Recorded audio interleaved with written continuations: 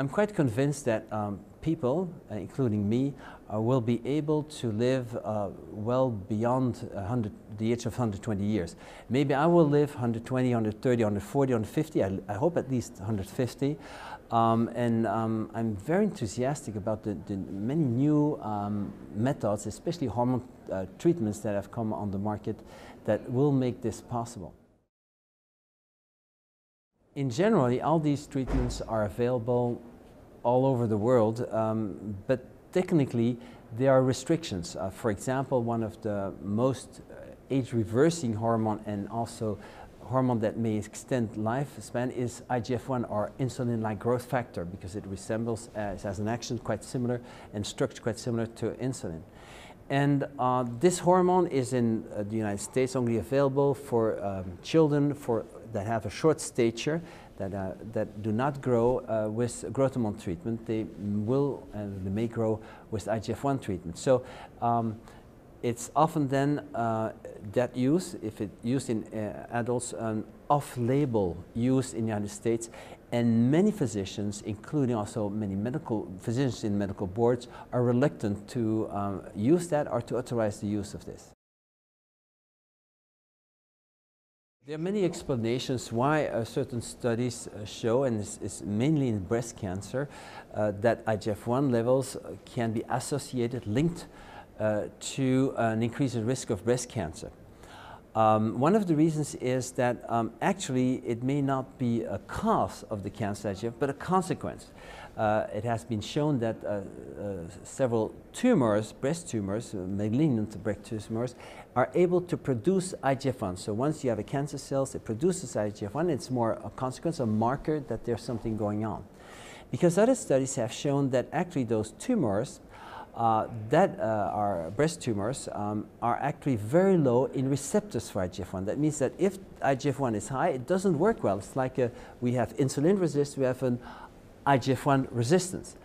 Another study showed, for example, that the high IGF-1 levels are in a woman who has breast cancer, the more benign or the less dangerous this cancer is. The less there's the smaller the tumor, the less there's a risk of lymph node invasion, the less there's a risk of metastasis somewhere in the body of a new tumor of breast, this breast tumor growing.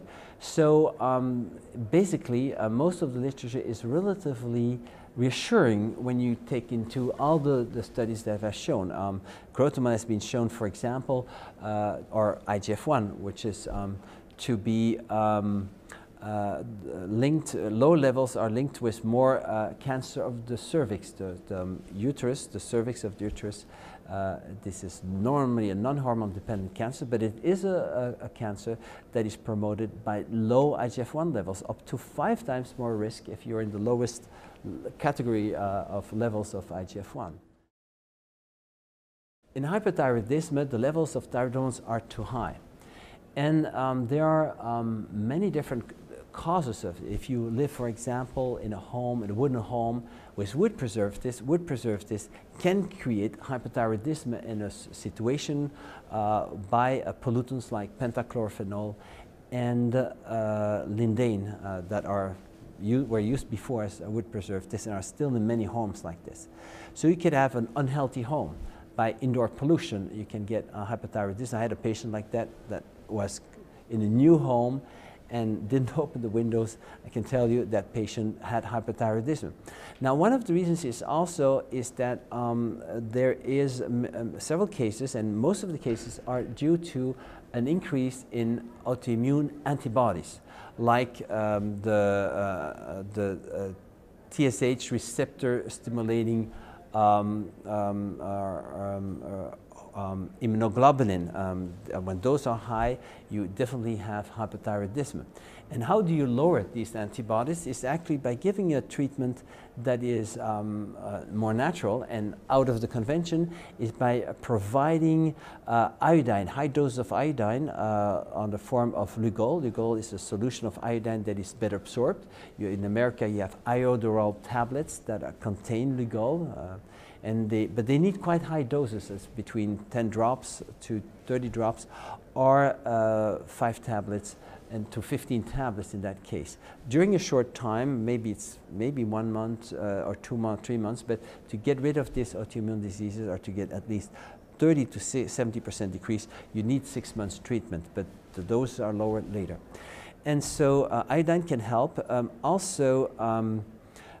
Carnitine helps a lot to decrease hypothyroidism. So you could, by natural ways, improve carnitine. 2 grams to up to 8 grams a day can help. Carnitine is an amino acid that specifically works on mitochondria, and it provides also more energy, for example. Now, the classical way of treating hypothyroidism, especially when there are autoimmune disease, is to give a small dose of cortisol. That may be acceptable if the dose is not too high during a certain period. Because autoimmune diseases of the thyroid and with hypothyroidism comes much more frequently in people with low adrenal glands, with adrenal glands that do not work well, that secrete not enough cortisol. So supplying cortisol is, in this case, if this is the case that there's an adrenal deficiency, is an efficient treatment. It can even be considered as natural treatment when it's given with the bioidentical hydrocortisone, although I personally prefer in that case to give a synthetic derivative during 6 months and switch over later to a more bioidentical one when the things have calmed down. So the traditional treatment for hypothyroidism is giving high amounts of anti-thyroid medication that actually are products extracted from cauliflower, and that block the thyroid function.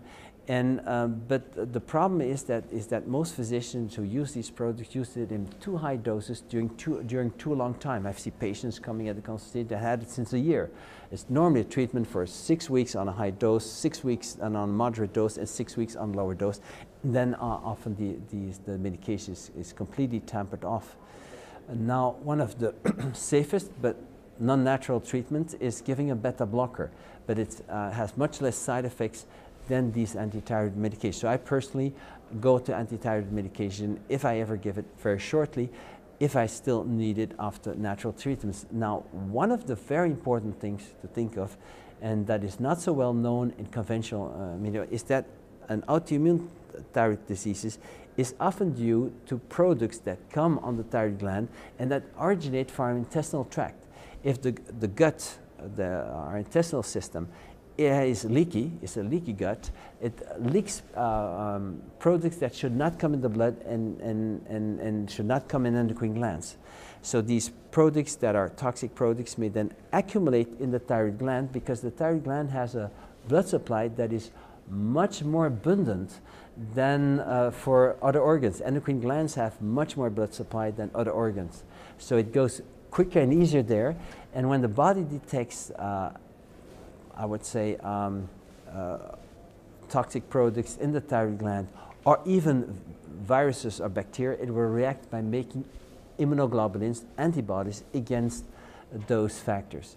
And that will exactly, in this case, those autoimmune antibodies will get rid of maybe the viruses or the bacteria or the material that is there, but after a certain end there will be a misrecognition, and the body will attack the thyroid cells themselves that make thyroid hormones, and there will be a whole process of either weakening the thyroid gland, either of stimulating too much. In hypothyroidism, it will be mostly antibodies that will stimulate the thyroid gland too much. So for hypothyroidism, the best treatment, I think, is the use of the old-fashioned thyroid extracts, the desiccated thyroid. Why? Because desiccated thyroid has actually big proteins called thyroglobulin that actually freeze the thyroid hormone slowly. So when you take it by mouth, you digest it slowly, and thyroid hormones will already penetrate inside of through the intestinal tract, inside of the blood, and do their role, but some of the thyroglobulin will also be absorbed, and it will continuously in the blood and intestinal tract slowly free all the thyroid hormone it has, and that takes sometimes up to 24 hours. So the effect of desiccated thyroid is a long-acting 24-hour effect. While if you would give pure T3, which is the most active hormone, this has a sort of 4-hour action. You need to repeat the dose every 4 hours. If you would get thyroxine, that's the precursor to T3. It's a much weaker thyroid hormone, but that provides much of the T3 by converting it to it. It has a very slow action. It takes 10 days when you take thyroxine to get optimal effects with such a treatment. And so it's not immediately active. So in desiccated thyroid, you have T3 and T4 together in a way that there are no peak values. It's not too much peak values. It's more or less sort of persistent 24-hour effect that is constant. In this desiccated thyroid, there's also T2, T1. Those are other thyroid hormones that have been shown to have also some additional effects or different effects. For instance, the T2 seems to have specifically cardiovascular effects that the T3 and T4 may not have as well. So it's interesting to give actually the hormones like nature has it in our body, and not just a part of those hormones, or the classical treatment given by most physicians is just giving T4, believing that T4 can be converted into T3, and this doesn't happen in most cases. People who age do not convert well. A woman that takes a birth control pill does not convert it well. If there's iron deficiency, the conversion of T4 to T3 doesn't happen. There are about more than 30 different cases where, if you have a disease, where there's a poor conversion. So it is better always to supply a little bit T3 in a preparation that contains T4. Yeah, so I'm testing actually how the treatments I provide may help beneficially sport people. And to do this, I'm running one marathon after the other, one per week on average. Well, on my 7th marathon, and I probably will do 10 or 12 on the row every week because it's so easy. Now I just did one this morning. I seem completely recovered. I don't even seem to have pain in my legs anymore. But what I do is I do a specific treatment. The specific hormone treatment is that I am under male hormone treatment. I increase the doses, and I actually apply transdermally on my legs, because those are the parts of the body that may suffer the most. I apply a gel 2 days before on the legs, and 1 or 2 days after, and during just before the marathon. So I apply increased levels of a hormone that can repair any accident of tissues, that also gives a better blood supply and improves the muscles. I also put a vitamin D cream, 2 milligrams per gram cream, which decreases inflammation in a natural way, so I don't inflame my legs as easily. And basically, this is what changes the most in my treatment. During the marathon, for example, generally you get a lower energy at a certain moment. And the lower energy is compensated when I give high amounts of carnitine. I take additionally 4 grams. I took before the marathon, and then during the marathon I take 4 to 8 grams of carnitine during the marathon, and I take 4 grams just before. But what I've seen is that the most important part, especially for a long distance effort, is giving minerals. For example, when you have your legs get specifically heavy and fatigued, you cannot lift them, you don't seem to lift them. That's typical for potassium deficiency. So I provide potassium 2 grams before the marathon and 4 to 6 grams during the marathon, and that takes out most of this fatigue in the legs. I supply also, to prevent cramps, high amounts of magnesium. I supply elemental magnesium, that's only magnesium. I provide about 900 milligrams the day before, 450 milligrams just before the marathon, and during the marathons I supply about 1800 milligrams of magnesium, and then I don't have any cramps. It's really a very, I would say I'm impressed myself that it looks okay. Now I must say that a person like me, 57 years of age, is not able really to run marathons, even with the training, and one after the other. And that if I am able to run the marathon completely is because I run completely relaxed. And this is also the reason, one of the reasons why I do it. It's so pleasant to run because I seem to glide in the air. Every part of my body, I pay attention to relax it. So half of the time I'm just concentrating on relaxing my body. It gives a very pleasant feeling, and so I don't overuse energy. I am in a state of steady state where I have no energy really lost, except the effort I do, but I don't have any excessive part of my body being tense that would misuse the energy.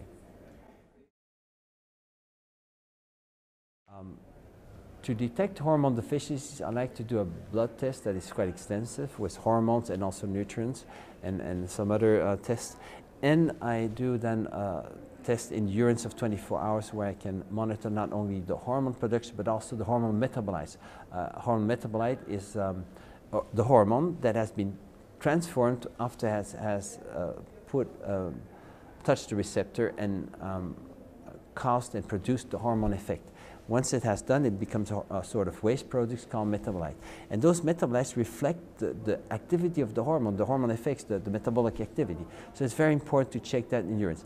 In the follow-up, I don't do this urine test anymore because most of the hormones are taken by mouth, and some of the hormones get lost in the urines, especially on the form. You get abnormal levels of metabolites because most of those hormones pass first time through the liver, and the liver breaks down these hormones without the body having used these hormones, and they go in urine, so you get a false picture.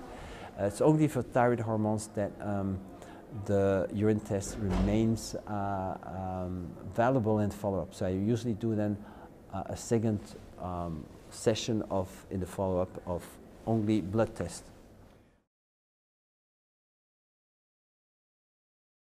Well, to reach under 35 or above, you will certainly need the hormone therapies. They will be fundamental, especially the new therapies like IGF-1, a small dose of insulin, even, and growth hormone, even mixed with hormones like thymosin alpha-1, who rejuvenate your immune system, and many other hormones. So fundamentally, without these hormones, I don't believe we'll reach the age of 150, 170 very easily. Well, it will be much easier with these hormones.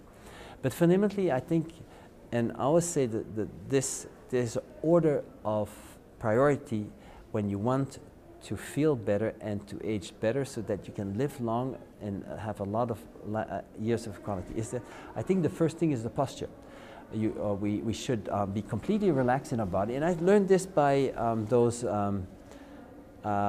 trainings I followed for ultramarathon in a book, actually, is that you should run to spare all your joints. And to run, basically is you run with your spine that falls over, and then every part of your body is completely relaxed. I think this is fundamental. So we should not start eating better before we have a good posture. And the second thing that is very important is breathing deeply. Abdominal breathing, the 2/3 or more of the blood supply in the lungs is in the lower part of the lungs, and most of the tissue is there. And when you breathe deeply, you put down the intestine, you give a massage of your intestines, but at the same time you open up all these lung tissue to take oxygen. So first thing is good posture, then you're able to breathe well, and by breathing well you have the oxygen, and then you go to the diet, where the third thing then, or the first thing of the diet, is to drink water sufficiently. Studies have shown that you get much less cancer, not just less, just much less cancer by drinking more water, and also less heart disease, about 60% less heart disease in people who drink more water. That is not polluted, of course. And the fourth thing is then to eat good, and the food that I propose that I think works better, we have references also, we have studies showing that compared to other diets, is the Paleolithic type diet, the diet that exists of our ancestors, where the food was eaten raw. You can eat it cooked or boiled or steamed, but it should not be at high temperature without any cooking oil. Even coconut oil is not good because it has 4% polyunsaturated fatty acids that change structure with cooking, and olive oil is even worse. You have allylic acid forming, a trans fatty acid, which is toxic when you cook with olive oil. So we should put in the oven 85 degrees Celsius. Don't know how much it is in Fahrenheit. I believe it must be something around 190, 180 degrees Fahrenheit. So below the boiling temperature. You can cook in the oven and it's very tasty, or you can cook in boiled water, cook in boiled water or in steaming, and eventually eating raw. So food has to be carefully manipulated, and has to be food that exists since millions of years on Earth to be healthy.